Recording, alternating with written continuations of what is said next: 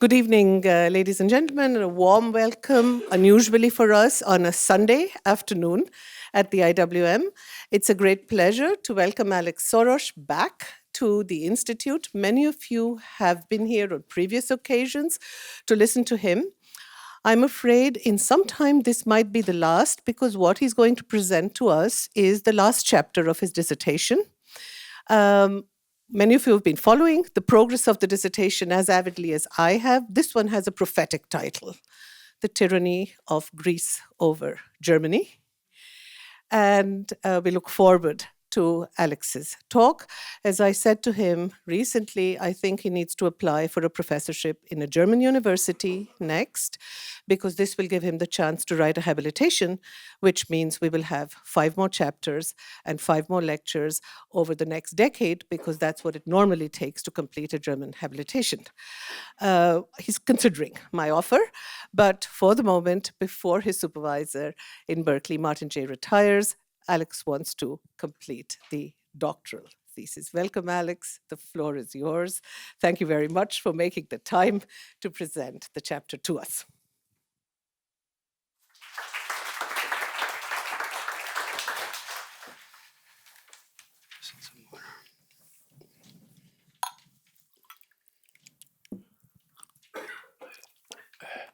Thank you all for being here. The British Germanist Eliza Marian Butler's book, The Tyranny of Greece over Germany from 1935, remains a masterpiece, or should I say a Laocoön, of intellectual history that is now largely neglected. Her eccentric, outdated ways of writing are no longer feasible for the narrow strictures of current scholarship. Yet despite, or perhaps precisely because of these qualities, her account offers precious insights.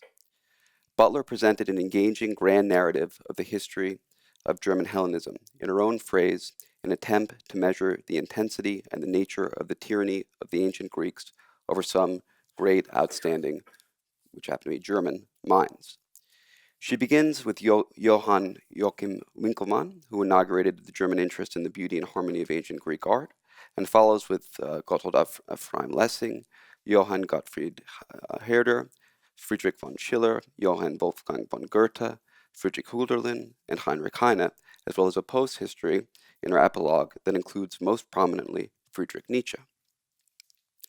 As she wittily summarizes her tally, 1 murder, 1 sudden death, 2 cases of insanity, another of megalomania, and the insidious disease of mythomania undermining nearly all, it is enough to make the merciful regret that Winckelmann was ever born.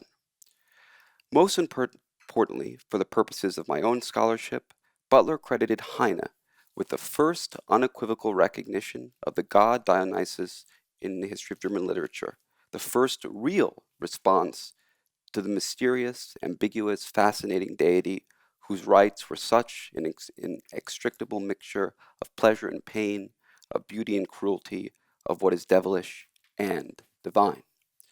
As she herself specified, and this is perhaps the most controversial of my findings, she said, I have come to the conclusion that it was Heine and not Nietzsche who gave the coup de grace to Winckelmann's Greece, and that Nietzsche was the first victim to a new ideal introduced by Heine. Butler recognized that these circumstances might be unwelcome for those who would prefer that one of the greatest men of genius had not been so deeply influenced by a Jew.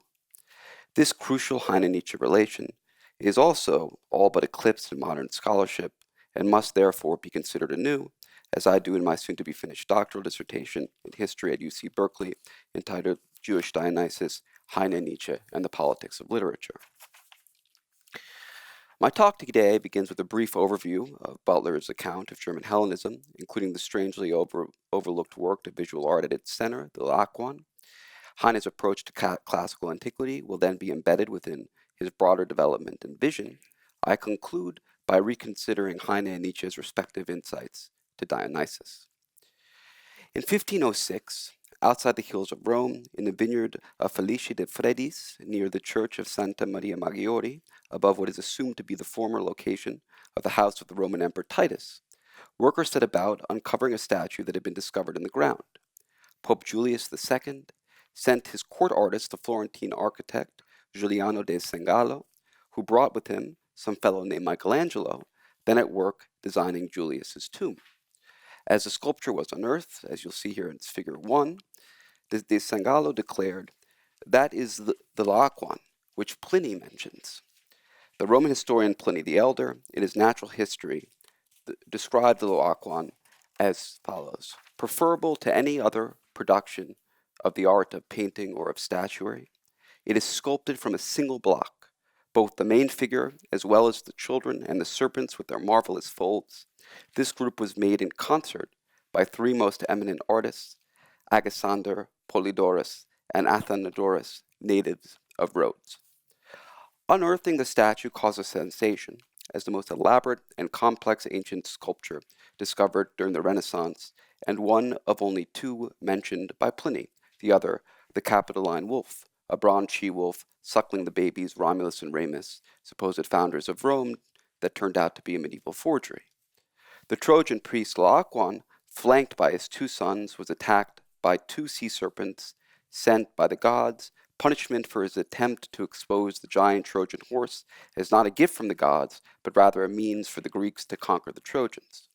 That was the version of the story made famous in Virgil's Aeneid, where the priest Laocoön is given the book's most famous line, "Beware of Greeks bearing gifts." The story is particularly important to the Romans and Italians, insofar as Virgil's hero, the Trojan Aeneas, was supposedly an ancestor of the Romans.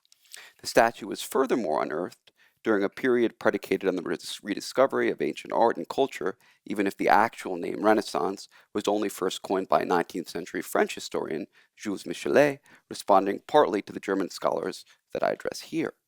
As Leonard Barkin has observed, such rediscovery of ancient sculpture is not only the place where a canon is being formed, it is also a place where canonicity itself is receiving some of its crucial modern definitions. The statue was rediscovered again over 2.5 centuries later by Winckelmann. Born into abject poverty, the older son of a cobbler in a small town between Hamburg and Berlin called Stendal, later adopted for this reason as nom de plume by Marie-Henri Beyle, author of The Red and the Black, Winckelmann's soaring ambition and his homoerotic sensibilities led him back to the ancient Greeks. First, he learned to read ancient Greek texts, and then after converting to Catholicism and gaining employment as secretary and librarian to Roman cardinals, he was able to observe and to write about ancient art. His work, Thoughts on the Imitation of Greek Works in Painting and Sculpture, from 1755, made him famous and introduced a broad public to the excellence of ancient art, captured under his capacious formula, usually translated into English as, quote, "noble simplicity and quiet grandeur," unquote. Winckelmann declared that there is but one way for the moderns to become great and perhaps unequaled, I mean by imitating the ancients. He connected his famous formula with the Laocoön in particular. The general and most distinctive characteristics of the Greek masterpieces are finally a noble simplicity and quiet grandeur, both in posture and expression, just as the depths of the sea remain always calm, however the surface may rage, so does the expression in the figures of the Greeks reveal a great and composed soul, even in the midst of passion. Butler characterized Winckelmann's rediscovery of the lost art of antiquity for Europe as one of the permanent achievements of humankind. One could also claim, as Butler did, that Winckelmann's efforts ultimately led to those of the archaeologist Heinrich Schliemann, German words inspiring German actions. The trajectory of German Hellenism was thus encompassed by another larger arc, leading from a Roman farmer's accidental discovery of the Laocoön in the ground in 1506 to Schliemann's deliberate excavations in 1871, essentially after Winckelmann wrote of the lost city of Troy, where the story of the Trojan priest Laocoön took place. On the other hand, Butler asked why Winckelmann should have chosen this particular group as an example of the very qualities it lacks: noble simplicity and quiet grandeur. As a possible answer, she proposed that he was uttering truths which did not apply to the object before him, but were associated with it in his great mind. The impact of Winckelmann's essay was profoundly magnified by Gotthold Ephraim Lessing's equally famous polemical response in his Laocoön, an essay on the limits of painting and poetry, published in 1766. Lessing accepted Winckelmann's claim that Laocoön's stoic expression in pain exemplified the noble simplicity and quiet grandeur of Greek art. Yet Lessing insisted that the Greeks were not afraid to portray figures screaming, as many literary examples show, nor was crying inconsistent with a noble soul. According to Lessing, Winckelmann simply did not recognize the reason for the sculptor Laocoön's restraint, the limits of the visual arts as a spatial medium, as opposed to literature as a temporal one. Visual art can only depict an instant, and strives to depict the beautiful and therefore cannot show a figure screaming, whereas plays and poems represent extended narratives and encompass all of reality. By this point, the discourse among German writers around the Laocoön had taken on a life of its own. Independent of the Laocoön itself, as it had been perhaps to some degree from the outset, Johann Gottfried Herder wrote a poem, Laocoön's Head, in 1769, and his pioneering literary criticism countered Winckelmann and Lessing's preoccupation with the beauty of classical antiquity by emphasizing sublime native German and Northern European literary precedents, particularly folk tales and myths. Herder's discussion particularly builds on Lessing's polemics against neoclassicism, yet he also defended Winckelmann against Lessing, and distinguished in his 1778 essay Plastik between the limits of painting and of sculpture. Herder further introduced a new dimension in the competition between Germany and Greece when he emphasized, beyond visual art and poetry, the importance of myth as a basis for new artistic creations rather than religious truths for the ancient Greeks or some kind of sacred relic. Herder and Goethe met in Strasbourg, and Herder's initiatives impressed the young poet, who powerfully realized the turn towards German language, history, and culture in the Sturm und Drang and Romantic movements, overthrowing the dominance of the then French neoclassicism. Yet Goethe was also preoccupied with classical antiquity, as evident from works such as his Tasso and Iphigenia in Taurus, later performed at the Weimar Court Theater with Goethe himself playing the male lead. Yet he abandoned Weimar to go on his Italian journey, where Italy and classical antiquity were associated in his mind with the free artist rather than the man of power in the world, issues he continued to work through in his Tasso. Upon his return to Weimar, Goethe eventually collaborated with Schiller, and the two were profoundly concerned with the model of classical antiquity as a golden age in forging what has since come to be known as Weimar classicism. Goethe first encountered plaster casts of ancient statues, including the Laocoön, which impressed him most of all, in Mannheim in 1769, and wrote an essay on the sculpture. He correctly recognized that the priest Laocoön could not cry out because he was struggling against the snake, and explained his predecessor's errors insofar as no genius is universal. He also addressed the physical body and pain, the snake's bite, and the relation of fathers and sons. In an essay on Winckelmann, he compared him to Columbus before discovering the New World and claimed that you don't learn a thing from him, but you become something, presumably here, a classicist. Winckelmann's sense of, quote, noble simplicity and quiet grandeur, unquote, taken up by Lessing and reflected in classical sculpture and poetry, remained the highest model for Goethe, which he pronounced the healthy, whereas romantic emphasis on native German forms and modern extremes of emotion in the sublime were considered the sick. Goethe discovered Prometheus and Aeschylus, which he formulated in his poem Prometheus as a self-projection of the artist as a young genius. As such, Prometheus provided an implicit replacement for the Rococo Christ that Goethe had inherited as a youth and already abandoned when he met Herder in Strasbourg. He remained vocally unchristian throughout his career and preferred ancient religion and myth, hence his nickname, the Great Pagan. Yet particularly after Schiller's death, in the second half of his career, Goethe resigned himself to the impossibility of a return to the beauty of Greece, an outlook anticipated in several of Schiller's poems and essays. The most acute formulation of this outlook is the episode in the second half of Goethe's Faust, when Helen disappears in Faust's arms, a metaphor not only for Goethe's relation to classical antiquity, but also his joint efforts with Schiller and Weimar classicism and German Hellenism overall, starting with Winckelmann's tragic career. Helen, the symbol of great beauty, never had a real existence in this life and never can.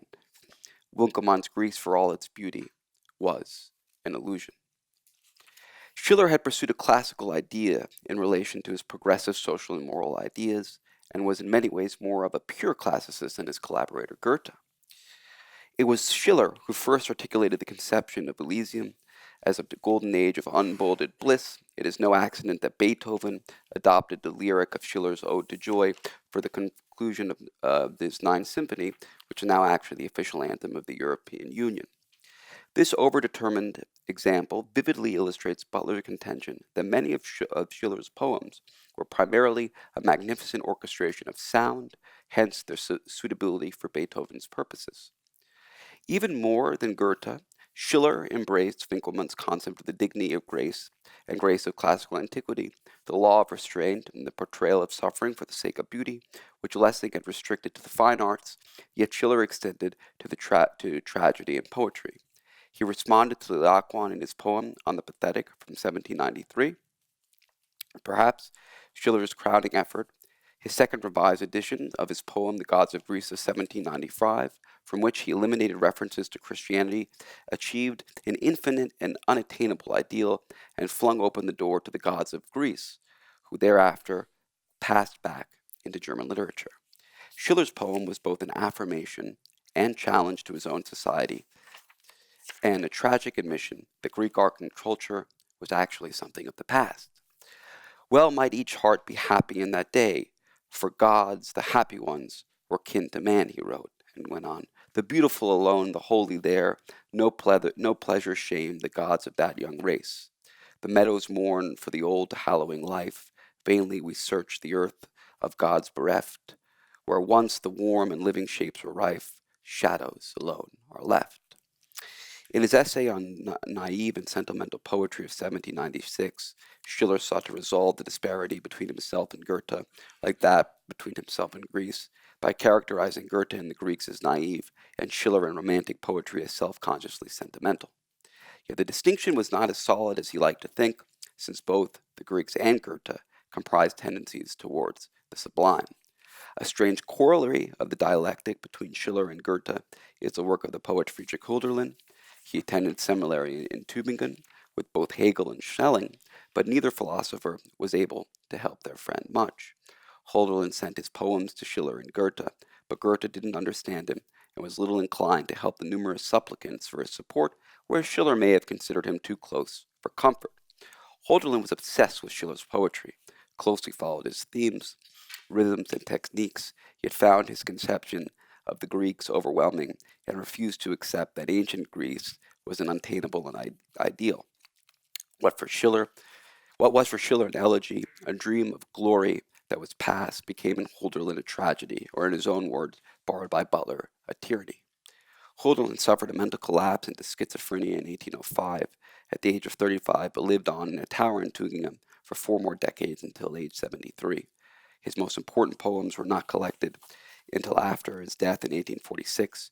Practically unknown during his time, he was discovered more recently in the 20th century, although as an important exception, Nietzsche knew and revered his work.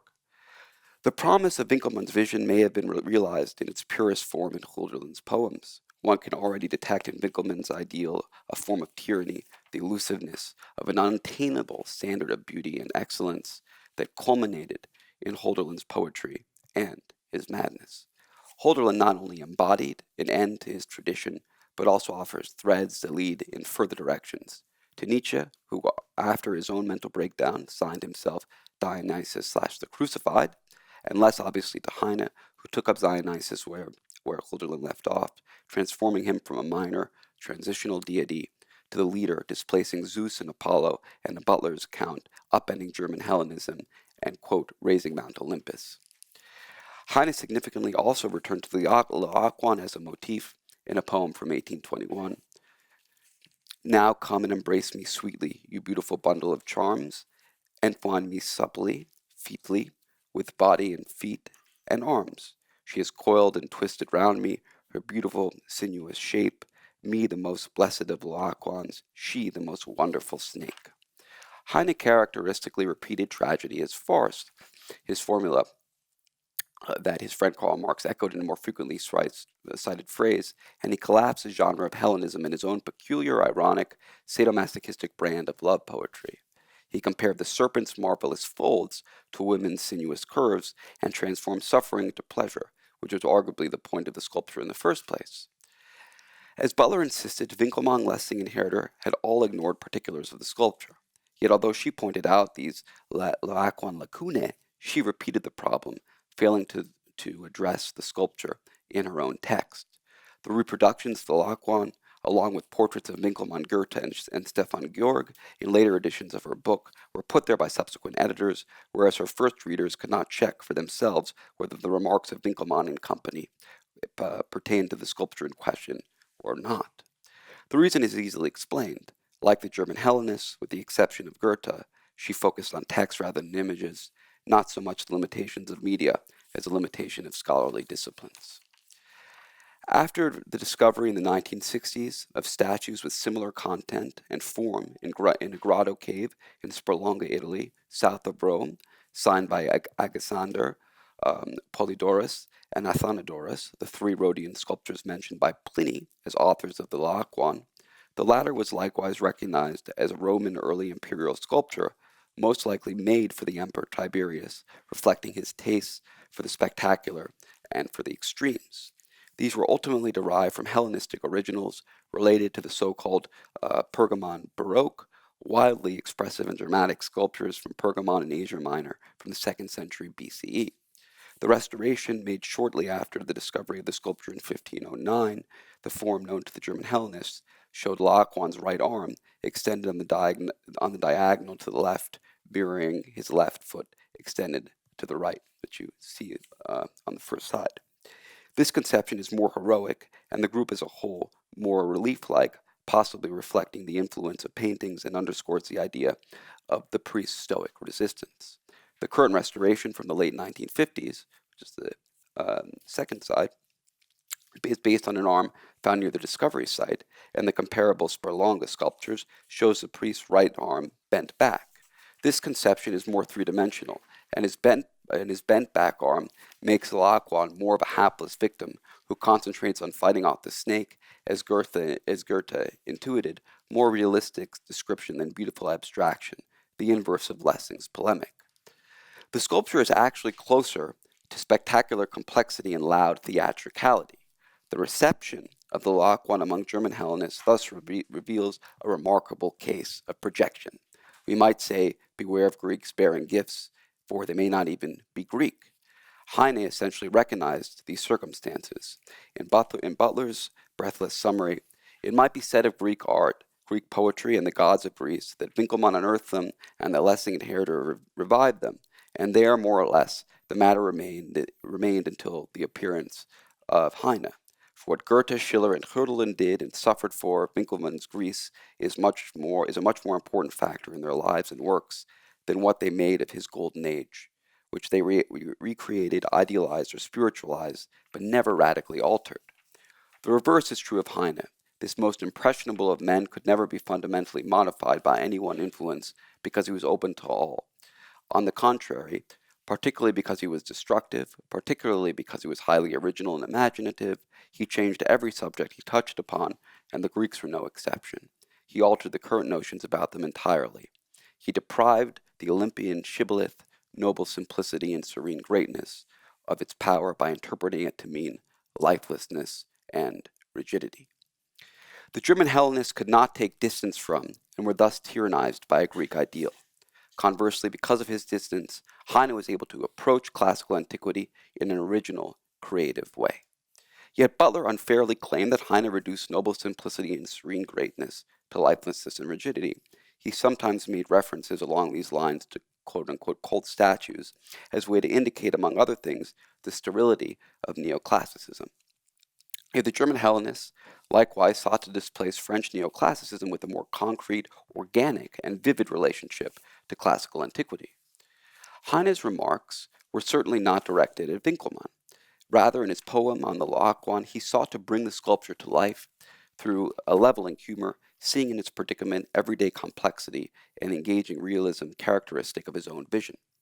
Heine derived from classical antiquity in ancient Greece a diverse group of ideas and qualities closer to a living culture with real and imperfect human beings rather than idealized projections or petrified remains in museums. Heine was concerned above all with Goethe, among the German Hellenists called the Great Pagan by his contemporaries, including himself. But Butler traced the origin of this dynamic to Heine's visit to Goethe in Weimar on October 2nd, 1824, where he was rather coldly received, perhaps even curtly dismissed by Goethe. Initially, he pretended to others and to himself that nothing had happened. Yet he gradually began to express criticism and bitterness towards Goethe, particularly as a means to define his own outlook. It was a tragedy for the aspiring young poet, but it enlarged his vision, Butler said. He stood face to face with an Olympian god, an experience he was never to forget, and now he knew what the gods of Homer were like. Olympianism had rejected him, yet he certainly profited by the lesson. With her term Olympianism, Butler combined Goethe's implicit rejection of Heine, Heine's failure to adopt classical antiquity as a standard, and the more general issue of Heine's status, his ambiguous place on or off Olympus as part of a canon of giants. In truth, we cannot be certain what happened between Heine and Goethe at their meeting, let alone interpret it as the cause for Heine's relation to classical antiquity. Yet if we substitute for Butler's imagined rejection a more plausible not belonging, we can agree that Heine's attitude toward antiquity was inextricable from his relation to Goethe and sense of himself, his lacking membership in the club of German Hellenists to which he did not aspire to belong. He profited from the lesson in the sense that he self-consciously articulated these circumstances and turned potential weakness into his strength. Heine's approach was not solely a function of his peculiar character. He was also the last in the group and belonged to a different generation, born on the cusp of the 19th century, and the only one to live into its second half. More importantly, his Hellenist predecessors were ostensibly reacting to ancient Greece, whereas he was reacting to German Hellenists. His relation to classical antiquity was accordingly less dogmatic, differential, or emulative, and also less exclusive, monogamous, or even static. According to Butler, Heine's classical allusions are innumerable. They recur constantly throughout his work, generally with some original twist of his own, and nearly always in juxtaposition, comparison, or contrast with Jewish, Christian, or even forms of Oriental mythology. We might therefore label Heine a multiculturalist or a cultural relativist by today's standards. In this, he partly shared Herder's outlook. As Butler observed, the golden age of Greece for Winckelmann, Lessing, Goethe, Schiller, and Hölderlin had stood for something eternal, perfect, and beyond the ravages of time, whereas both Herder and Heine experienced Greece relatively. Herder was a cultural relativist, too, who inaugurated the Germans' interest in their own myths and folk tales. Heine went a step further, combining conflicting cultural references in a single perspective. Already in his early poem, The Gods of Greece, from his Book of Songs from 1827, Heine transformed the elegiac tone of Schiller's poem of the same name into a witheringly pitiful, concretely naturalistic vision combining pagan and Christian gods. As he writes, "It's them, the gods of Hellas, who once so joyfully held sway over the world, who now, suppressed and die off, drift as great ghosts through the midnight skies. Those were better days, O Zeus, when you enjoyed the heavenly revels with boys and nymphs and hecatombs. But not even the gods reign forever. I never loved you gods, because the Greeks are obnoxious to me. I hate even the Romans. And when I consider how cowardly and vapid are the gods who conquered you, the new sad gods who govern us, those cloaks with schadenfreude and the sheepskin of humility, oh, I am seized by a grim resentment." The Greek gods do not come off unscathed, yet Heine also uses them to mock the new sad gods of Judaism and Christianity. His invocation of schadenfreude and resentment look forward to Nietzsche. In his Baths of Lucca, Heine juxtaposed pagan and Christian gods in even more incongruous ways. So feasted they all day till the setting of the sun, nor was their soul aught stinted of their fair banquet, nor of the bacious lyre that Apollo held, and the muses singing alternately with sweet voice. Then suddenly there came painting in a pale Jew, dripping with blood, a crown of thorn upon his head, and a great wooden cross upon his shoulders, and threw down the cross onto the high table of the gods, so that the golden bowls trembled, and the gods fell silent and grew pale, and became even paler, until they finally dissolved away altogether into mist. And now a sad time followed. The happy gods were gone, and Olympus was turned into a lazar house, where gods who had been flayed, roasted, and turned on the spit slunk boringly about, dressed their wounds, and sang dreary songs. Religion no longer gave happiness, but only consolation. In Butler's gloss, Heine proceeded by speaking as if the gods of the various cults were all on the same footing and not mutually exclusive, or alternatively by bringing them down to his level, sometimes in sorrow, sometimes in anger, sometimes with scathing wit. She went on to add, to become the equal of the gods by aspiring upwards is hubris. To establish the equality by bringing them down is blasphemy. And Heine's works are as full of blasphemy as a sieve is full of holes. In the last chapter of his Baths of Lucca, Heine introduced an incendiary parody of the classicist poet August von Platen as homoeroticist, responding to an ongoing feud initiated partly by Heine that included attacks by Platen on Heine as a baptized Jew whose kisses smelled of garlic and were indicative of anti-Semitic attacks against Heine. Homoeroticism had been an essential component of ancient Greek culture, and Platon's homoeroticism also offered an implicit connection with the founder of German Hellenism, Winckelmann, who had kept his homoerotic proclivities a private matter, but Lessing ignored this dimension of Winckelmann's activity. Herder openly addressed homoeroticism as a determining feature of Greek life, which he depreciated, and advised against the publication of Winckelmann's letters, which were ultimately published in 1781, although not widely read and somewhat suppressed. Goethe did not address the topic in his essay on Winckelmann or his other classically themed or inspired texts. This particular buck stopped with Heine, however. In Butler's formation, Heine came boldly into the open and noisily shattered what had been a rather ambiguous semi-silence. He used homosexuality not only as a stick with which to belabor Platon's back, an action which was regrettable to put it mildly, but also, and here he was on firmer ground, as a weapon against modern imitations of Greek literature altogether. The fundamental difference between the ancient Greeks and modern Europeans on this subject, he declared, supporting his declaration with libelous remarks and quotations from Platon's sonnets, made relations which had once been open, beautiful, and heroic, abject, ugly, shamefaced, and mean. On the other hand, however much Platon's homoeroticism embodied the over-idealization and artificiality of classicism or neoclassicism, its taint was difficult to separate from that of Heine's Jewishness. There were opposing thrusts in their dueling polemics, and Heine himself hopelessly collapsed them in the narratives of his Baths of Lucca. Classicism was furthermore predicated at least partially on an indirect connection between antiquity and modern Europe, mediated by the Roman Empire as a foundation for Christianity. Heine was not only not a Hellenist, he was also accused of not being truly German. A political exile in Paris, as well as being of Jewish heritage, he was left below or marginalized outside the club of German Hellenists, yet he was also prior to above them as part of an ancient race, which he saw a rival to Gentile antiquity, an important part of the way Heine thought of his own Jewish identity or Judaism altogether.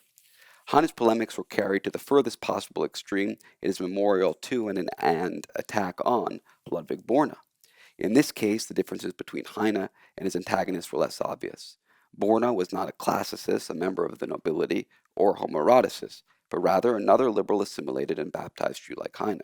As with Platon, Heine sought to differentiate himself from Borna by means of underlying principles, but had to invert new terms. Hellenes celebrated sensuality, beauty, and art, as opposed to Nazarenes, who were ascetic and moralizing upon religious, political, or social agendas before aesthetics. The term Nazarene was historically associated with the early Christians, and in Heine's time also with Catholic Romantic painters at the turn of the 19th century who sought to return to an earlier, naive, and pure worldview, the German equivalent of the Pre-Raphaelites. The Nazarene stood for everything that was an anathema to Heine, so he likely derived his neologism in part from them. He also collapsed within this category both Jews and Christians, including non-believing, assimilated, and baptized Jews such as Borna, on the basis of their ascetic and moralizing attitude. The term Hellene was an equally flexible adaptation of Hellenist, which included Heine alongside Goethe because of their affinity for beauty and art, even though Heine did not emulate classical forms and excluded, along with Berne, also Platon because he could not understand or achieve either beauty or art despite his avowed classical allegiances. As evident from his approach to the Laocoön, Heine, the Hellene, as opposed to the Hellenist, recognizes the autonomy of art and the history of art as distinct from delusions of cultural rebirth. From 1845 onwards, Heine was partially blinded and crippled, a virtual prisoner of his bed, which he called his mattress grave. In these last years, Heine wrote more about classical myth. In his Elemental Spirits from 1835 to 1836, he elaborated on the medieval German myth of the knight Tannhäuser in relationship with Venus in ironic fashion, depicting the knight as a bored masochist. Richard Wagner adapted Heine's idea to romantic, idealized purpose in his own opera Tannhäuser in 1845. Presumably partly in reaction to Wagner, Heine returned to a similar theme in his dance poem, The Goddess Diana, commissioned together with his Dr. Faustus by the director of His Majesty's Theatre in London in 1846 to 1847. Heine had been thinking for over a decade about ballet, a medium that allowed him to move in new directions, also related to Wagner's operas. In The Goddess Diana, Diana informs an errant knight that the old gods are not dead, but concealed in mountain caves and ruined temples. They are gradually joined on stage by Apollo and the Nine Muses, and Dionysus and his trains of revelers in a Bacchic dance, which in his story, The Gods in Exile, Heine calls the can-can of the ancient world. Later at the Venusberg, they are joined by Dionysus and Bacchic dance, together with Helen of Sparta, the Queen of Sheba, Cleopatra, Herodias, Judith, Alexander the Great, Julius Caesar, King Arthur, and Wolfgang Goethe even, among others. Goethe, alongside Helen, evokes a resolution of the unabridged gap signaled by the vanished Helen in Faust's arms in Goethe's Faust. As a cultural relativist and Hellene, rather than Hellenist, Heine was able to encompass these diverse elements within the sphere of literature set upon the stage. In Heine's Dr. Faustus, Lucifer is a woman, Mephistopheles. At the request of a duke and duchess, Faust conjures King David dancing before the ark with guards dressed as Polish Jews with caftans. Mephistopheles brings forth Helen of Troy, yet a terrible storm of death leaves her a skeleton in a white shroud. Faust flies off with Mephistopheles, who transforms herself into a horrible serpent that winds about and strangles him in Laocoön-like fashion. Butler declared the unambiguous message of these late dance poems: where Greek gods reigns, there is happiness, beauty, and life. Where Christian gods hold sway is darkness and death. In Heine's story, The Gods in Exile from 1853, he placed the Greek gods in modern times as exiles like himself, but here from Olympus. Apollo stooped so low as to accept service with cattle breeders here in nearby Lower Austria.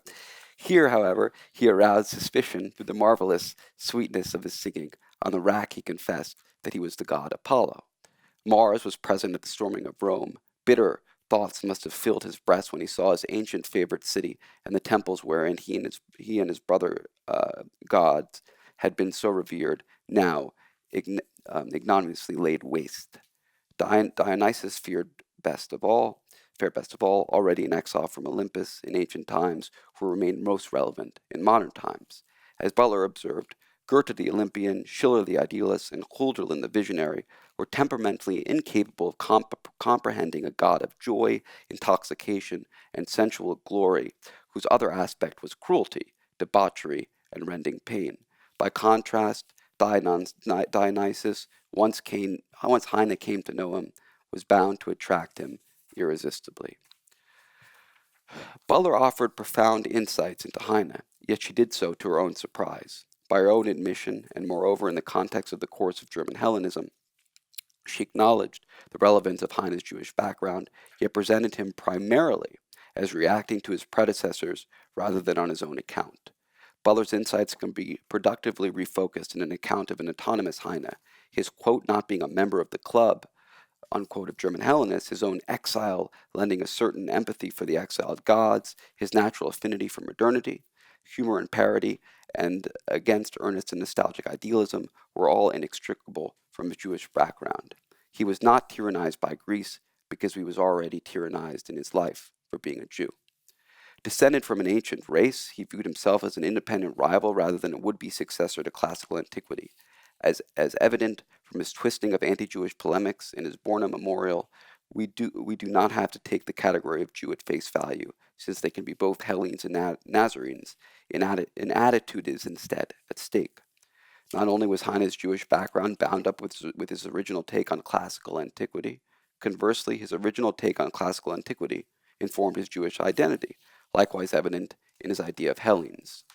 Near the end of his life, in his correction of 1849, he declared, "I am no longer the great pagan number 2, who used to be compared to the vine-crowned Dionysus, while colleague number 1 was granted the title of ducal Weimarian Jupiter."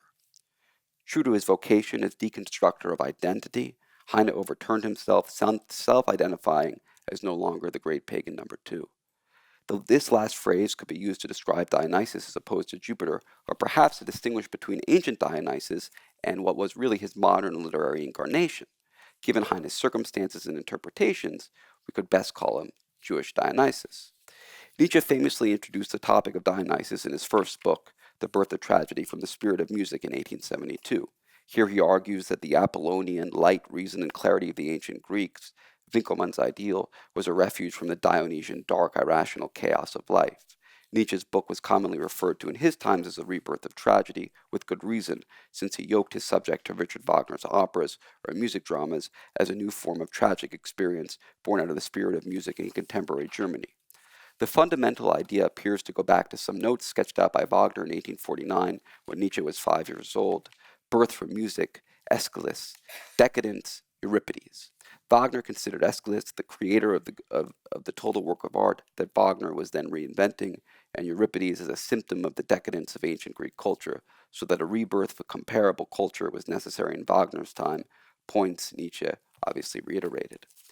Winckelmann had, of course, inaugurated the goal to imitate, to recreate, or to surpass ancient Greece and Germany, later taken up by Lessing and Schiller. These last two were both specifically concerned with tragedy, and thus important precursors of Wagner's practice and Nietzsche's theories. Lessing had further explored the limitations of different media, which Nietzsche expanded to include music, whereas his term spirit, Geist, recalls Hegel's dialectic.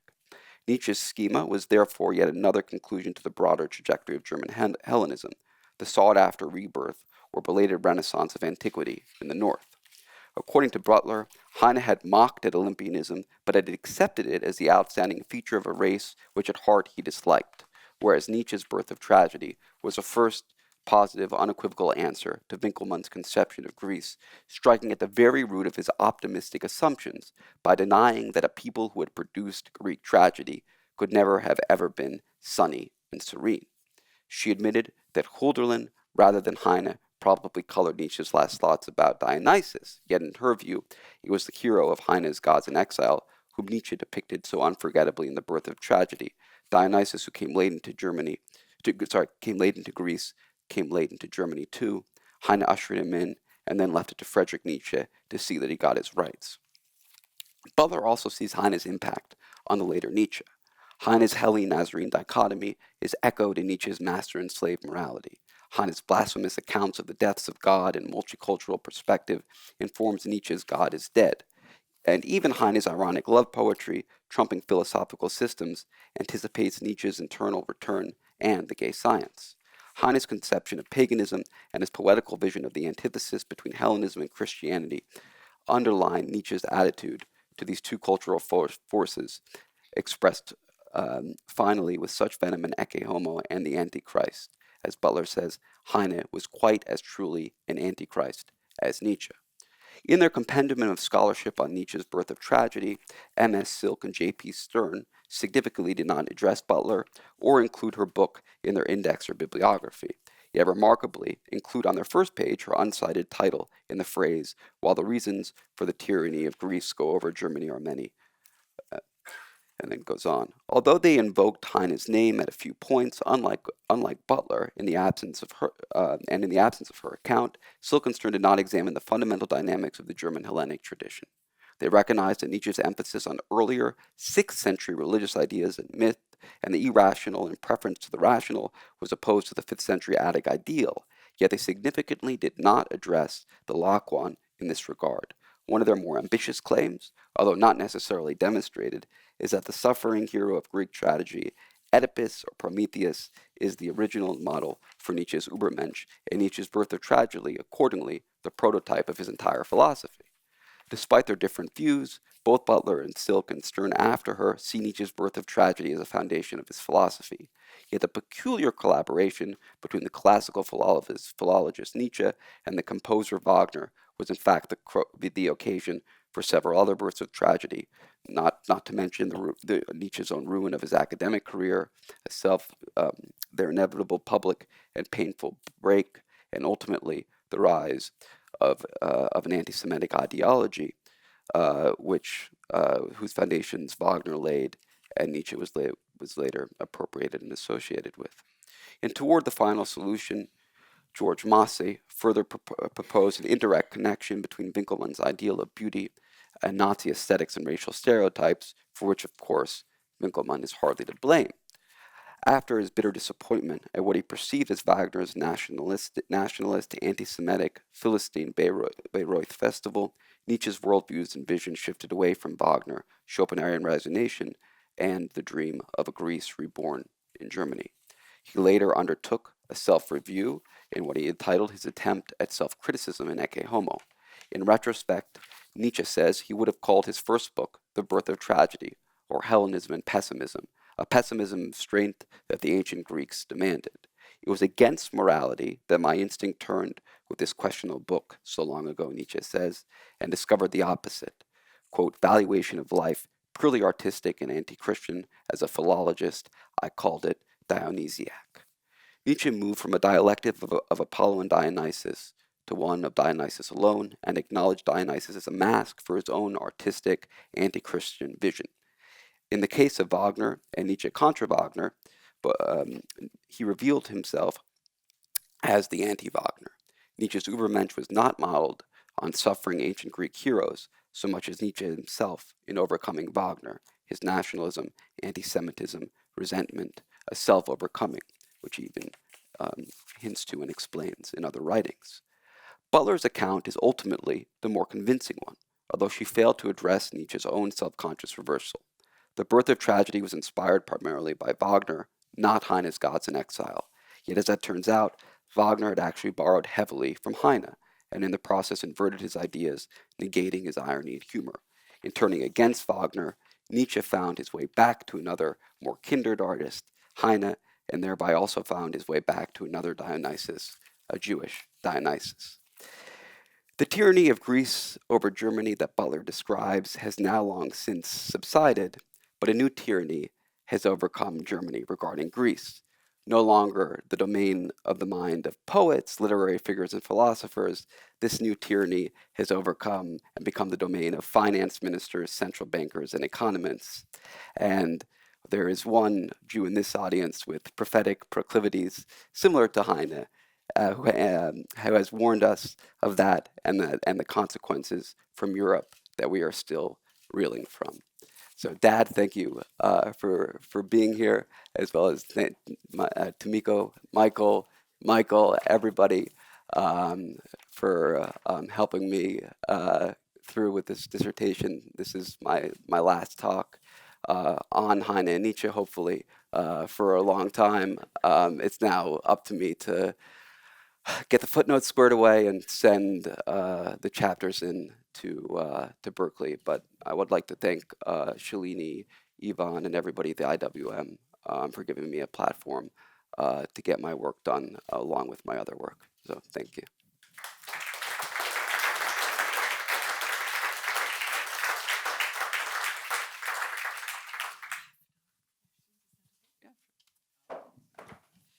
So thank you very much, Alex, for this final chapter.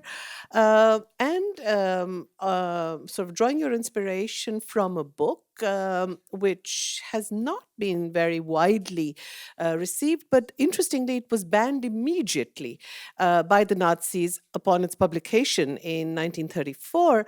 And I just want to make 2 points. I don't know if you want to come back to them in the discussion, and then I'll hand over to the floor. What struck me listening to you were two facts. One, the fact that it was not only the Germans who were so totally preoccupied by Hellenic antiquity. All over Europe, there seems to have been at that time a passion for and a nostalgia for and the rediscovery of Greek roots and antiquity. However, in Germany, for reasons, and I think that's something I'd like to understand with you, the quest for these roots was bound up in a very peculiar way into German national identity, which is not true of England or France. And I think that's somehow specific to Germany and may help us disentangle some of the lines of arguments which Butler is tracing.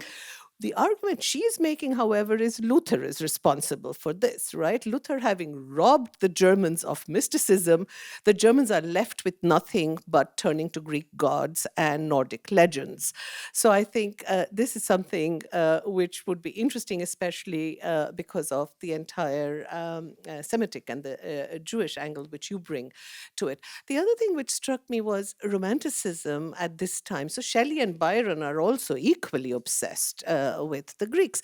But unlike the Germans, Shelley and Byron are thinking about the Greeks as living people. Whereas here it's purely Goethe, Schiller, etc., Hölderlin, none of them ever traveled to Greece. They were like the German Indologists who were afraid of going to India because going to India, like going to Greece, may have contaminated their ideas and the purity of their ideals. So here there's something very interesting about keeping away from the reality of the very country and society whose ideals are part of the making of a modern German national identity. So you may want to respond to this now, later, but then I would like to open up to the audience. I mean, no, there's obviously a lot to say, especially as the special anniversaries to Luther this year. Butler is perhaps who had written about Heine and Saint-Simonianism, who knew Heine's views of Luther well. Heine never actually interpreted Luther as an anti-Semite. He credited him as being the inventor of the German language because of his translation of the Bible. And Heine had this weird, but not unusual for assimilated Jews of his time, sort of mix of Protestantism and Judaism, which he felt was able to be compatible, notwithstanding the fact that it was Friedlander who offered up that all of the Jews of Germany would eventually convert to Protestantism. But in regards to German Hellenism, Butler, as somebody from England, is and writing in the 30s, is making certain, and this is why I say her scholarship is outdated, is making certain fundamental accusations against the German mind. As being one of that basically the Germans, as she says it herself, are slaves to ideas worse than anybody else in Europe, and she actually attributes this to the rise in Nazism, and actually the ideal that Heine initiates, which is the Dionysian or the Dionysiac. She also credits with Nietzsche, Wagner, and later the Nazis for coming up with and basically, or for appropriating and basically not being able to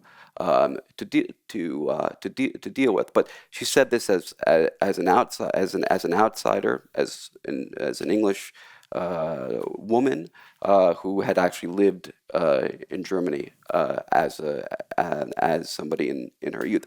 With that said, I think that modern scholarship has shown that in Germany the tie to Hellenism was much stronger in literature than it was in the rest of Europe, not only in terms of of national identity, but just in terms of the genre in altogether.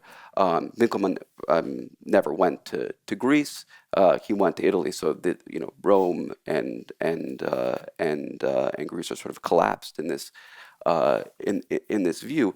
The Brits, on the other hand, or the English at that point, had a very different view.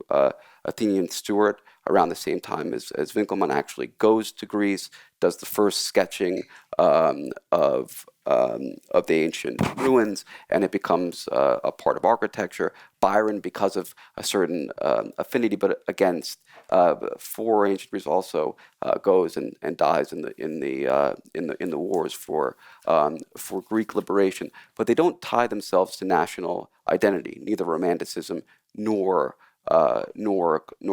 classicism. But it's also important to remember that Germany is not Germany in any of these people's lifetime, except Nietzsche. And for Nietzsche, he goes into self-imposed exile because he thinks the idea of Germany as a nation is an aberration in his later life. Just finally, based off the comments you meant, Butler's book, although outdated and part of a way of looking at Germany, which is similar to Massey's also, in the sort of the capture of the German mind, etc., and broadly called the Sonderweg, is now actually being used in the study of women historians like Suzanne Marchand, in trying to understand the way that Germany saw other parts of the world in Orientalism. So it's being used in Oriental theory there, and that's actually where it's more. Butler had a revival through Marchand's work in German Orientalism, which included obviously their obsession with Aryan myth, Egypt as well, and other areas. But I'll stop there. The floor is open. Leon, since you love Butler so much,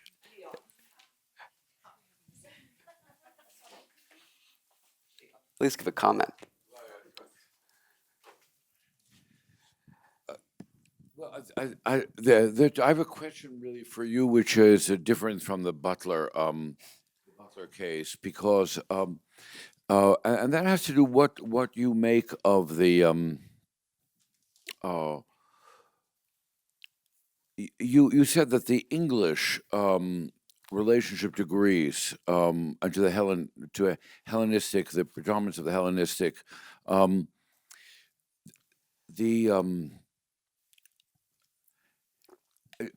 since we're in Vienna, it's interesting because your major subject is Heine, and what you make of the attack on Heine that comes from Karl Kraus, and where the attack is from a different direction, not the direction that I think legitimately you're pursuing, and I do think that the Hellenism in Germany takes a very strong upward motion after 1870 as a alternative to the British glorification and the French glorification of Rome as the political model. They invent, Wilamowitz, Müllendorf, and the whole generation of Germans, Greek scholars, invent a kind of new ideal in their mind of a nation. But I'm curious what you make of the critique of Heine that comes from the corruption of the French influence and also the dismemberment of the authentically German. So it actually does play a role in my dissertation. You can't talk about Heine now without talking about Kraus. Kraus collected his works on Heine and his work Heine and the Consequences. I mean, the irony with Krauss's bitter opposition to Heine is that the feuilleton, the exact style that Heine is accused of bringing to Germany and defaming, the German language, Krauss uses himself. I mean, Krauss writes in public, in the public domain, in newspapers. I mean, it's sort of the perhaps the anxiety of influence, personified. And some would argue, although I don't, I try not to fall into the sort of meta narrative of Jewish self-hatred, that that also played played a role. Interestingly, Heine was in some respects more accepted. I'd say more accepted in Vienna and in Austria than he was in other parts of Germany, because he was never an exile. And a lot of this is through Franz Joseph's tragic wife, Sissi, who was the woman who first commissioned Heine Memorial, or tried to commission Heine Memorial in Düsseldorf, which was never able to be erected because of Heine's past, and one of the first instances of the real effectiveness of political anti-Semitism in a non-Prussian, I mean, in what was really a liberal part of this, considered a liberal part of Germany, which had French area, which was the Rhine, and it was simply a monument to the Lorelei.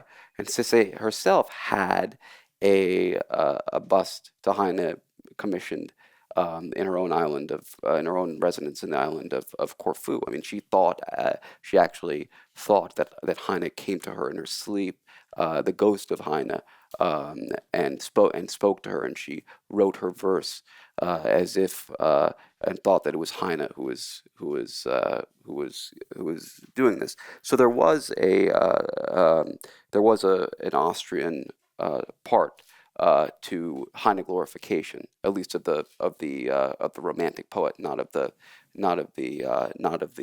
political writer. But with that said, what Krauss really did, the effects of what Krauss really did, was you see a whole generation of mostly Jewish, German-speaking intellectuals, if I can use the term, because the term wasn't used in Germany, it was a scandal, but or academics, writers, that thought that Heine was both some form of the establishment because of his romantic poetry and the way that he was published in Germany, but also damaged goods because of Krauss's attacks. And here, the only exception is Landauer, the anarchist. But if you look at, a lot of people are saying, why? You have all of these people in these Jewish intellectuals in the 20s and 30s that and even the aughts that are, affirming forms of Jewish mysticism and their Jewish identity, and none of them are going back to Heine, who's arguably by some seen as great a German poet as Goethe, and the most chilling representation of that is Walter Benjamin, who never mentions Heine, but this includes a lot of the Frankfurt School. I mean, Adorno's Heine, Adorno's work, Heine the Wound, where he basically blames Heine for turning literature into capitalist consumption, is also based on this indebtedness to Krauss. Yeah, Alex, thank you very much for that lecture. Fascinating in so many ways. Just a very brief question: how much, if at all, does the French experience of Heine inform the topic that you're addressing here? For the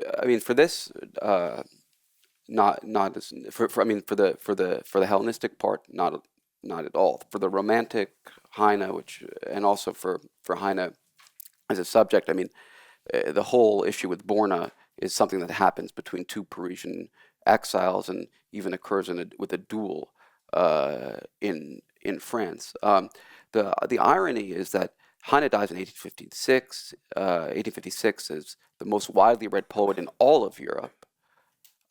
He's writing in German and in French. He's responding to the French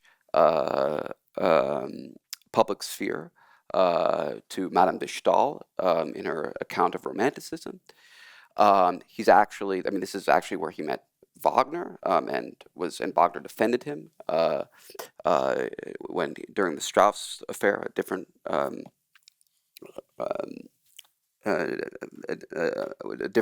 topic, but the French seem to have forgotten Heine.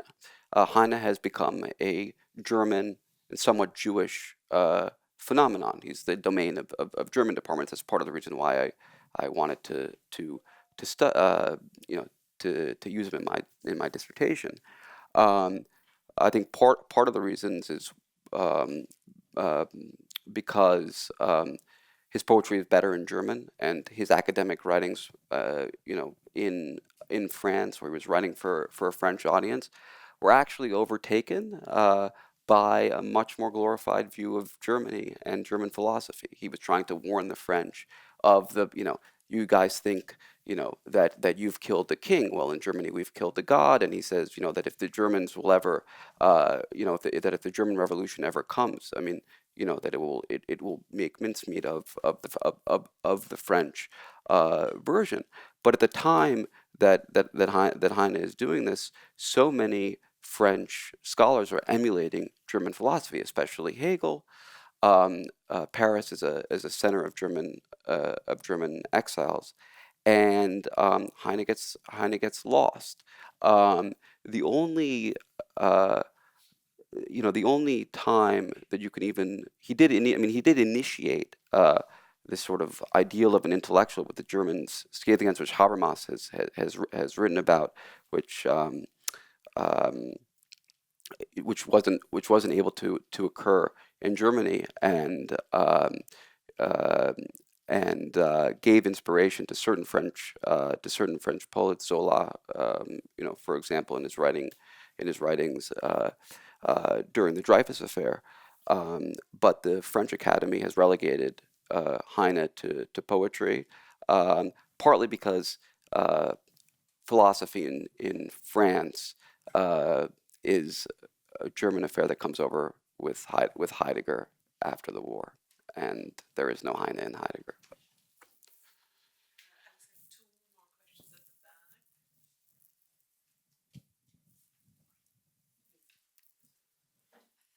First of all, thank you for the wonderful lecture.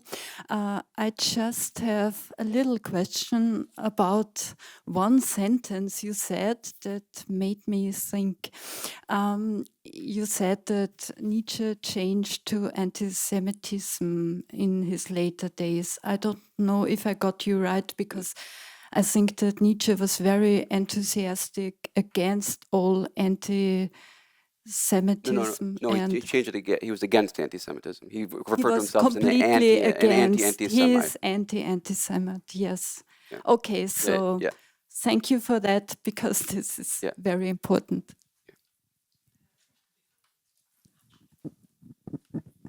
Thank you very much for the presentation. You said at the very end, Nietzsche was the only one who actually saw Germany. And I kind of missed a little bit this struggle of the birth of the German nation in the perception of this Greek mythology, because somebody already mentioned France and England were concerned with Rome, and Rome is the post kind of supranational empire, while the Germans were struggling with nationalism, which was sort of defining a completely different question.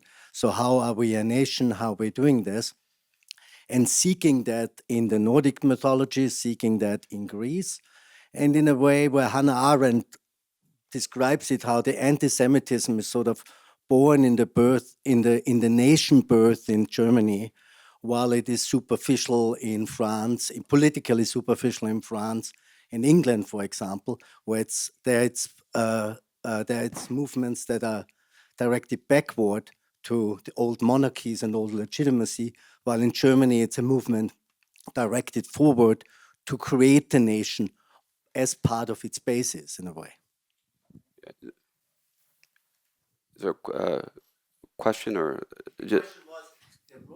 Sorry, the question was the role of the struggle for becoming a nation in its adoption of this Greek mythology. I was missing, maybe I misunderstood that, or I thought that was a very important point for Germany and for the German intellectuals to get that. No, it definitely, it definitely was. I mean, but the and I mean, as others have commented, the German Hellenism did play a role in the creation, at least in the construction of the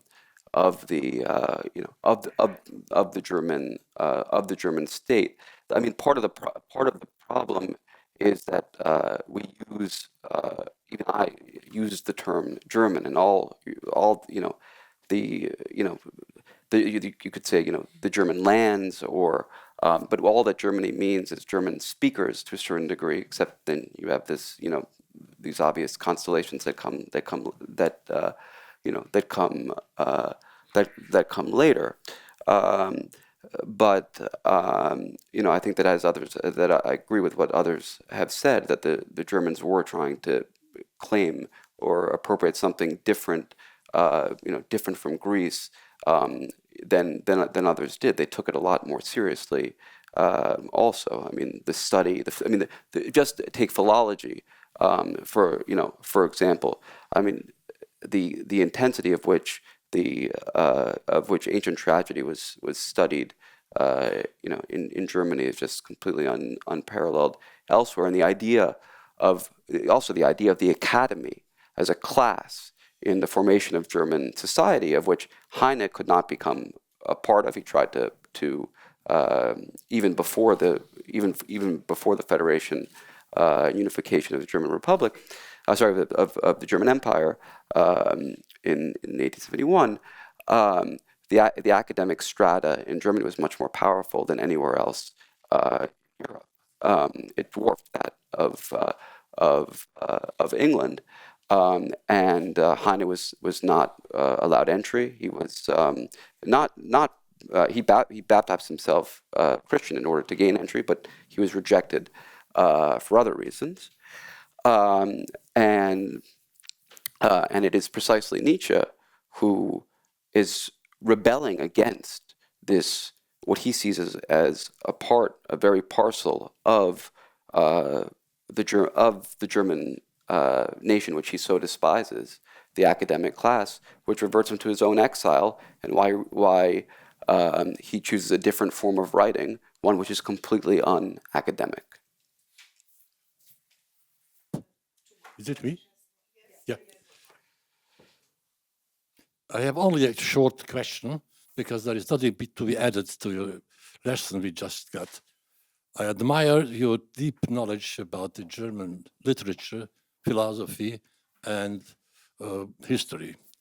Now the question arises, your deep knowledge, you compare different poets, different politicians. You didn't mention, or you didn't cite not a word in German, not a line in German. Is it intention? Thank you.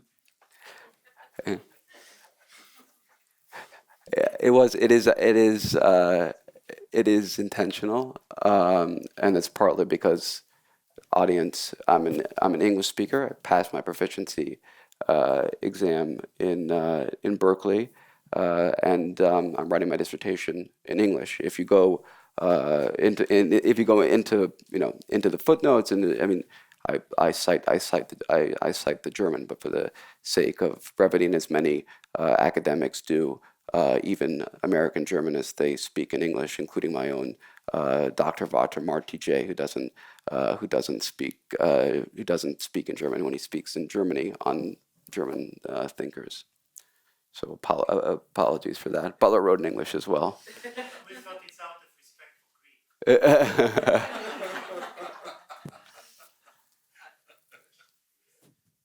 I have a question about Butler. Yeah. So she was an Irish woman and a professor of German literature. Yeah. Can you say something about the critical reception of her book, A, by historians, and B, by classicists, because she was neither?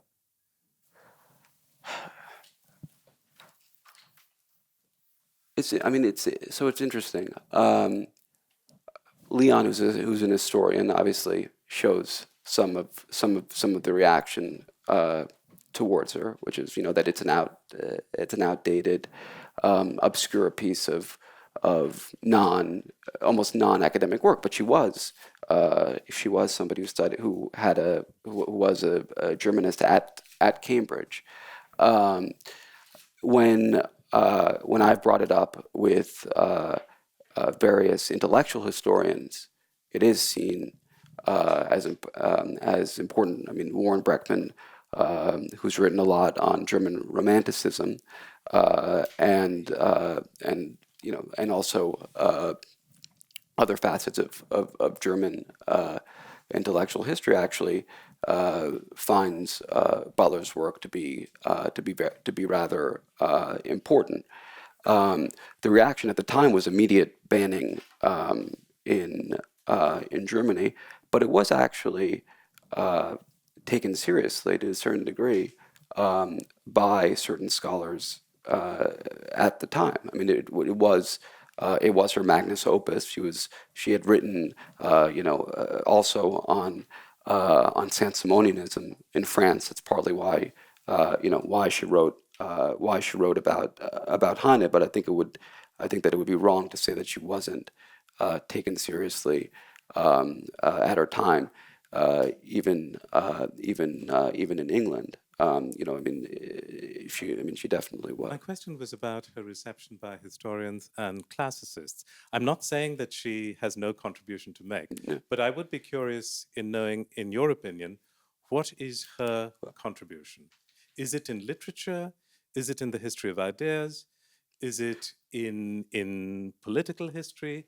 What is her?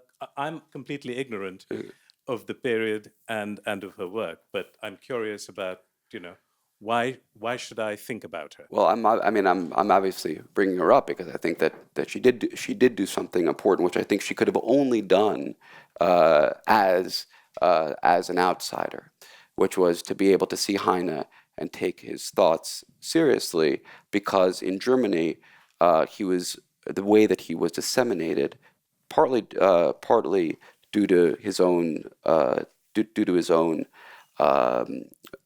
publishers, was as a sweet romantic poet, and there was a divide between the two Heines. There was the Heine that wasn't fit for publication, which wrote all these incendiary things, and this Heine that was suitable and was seen as the writer of light romantic poetry like the Lorelei. Butler, as a Brit, as a lesbian, as an outsider, as someone who had lived in Germany, could see these things and could see something which in Germany Nietzsche was at that point holding this mantle of being the creator of Dionysus, and actually did something which nobody in Germany really did, which was to actually read Heine's work. And that is, for a scholar, that's something very important to do. No, and in fact, she picks up on Heine and she picks up on Santayana. She says his egotism in German philosophy is the second text we need to look at very carefully if we want to look at the voices which should warn us about what are the portents of things to come. Okay, Michael and then Leon. Michael, no, Leon, yes. Sorry. So if I understood the question, that Alex is really onto something, because I think Butler's motivation was as much to rescue the British Hellenist tradition from the trajectory toward fascism. So the book is as much about England as it is about Germany. I mean, she's hugely important in trying to separate the classical tradition in England from an attachment to a trajectory toward fascism, which is why I mentioned Wilhelm Wiesmördendorf, who was the great German classicist who attacked both Heine and Wagner, and the entire use of the classical antiquity in a different direction. And he turned to a richly nationalist tradition. The gentleman in the back talked about the difference between, let's say, British imperialism and German post-1870 ambitions, and they reinterpreted Greece in a different way. And so I think the Butler book is very important book, more about the British internal effort to separate a classical tradition from an alliance with Germany.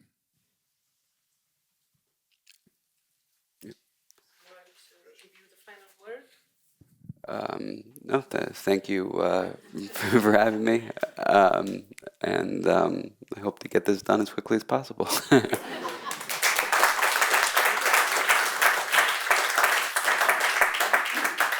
very much, and good luck with completing the thesis. And I look forward to seeing those of you who are interested in our democracy conference towards the end of the week. Please come on Thursday evening for an evening lecture and Friday for the conference. Goodbye.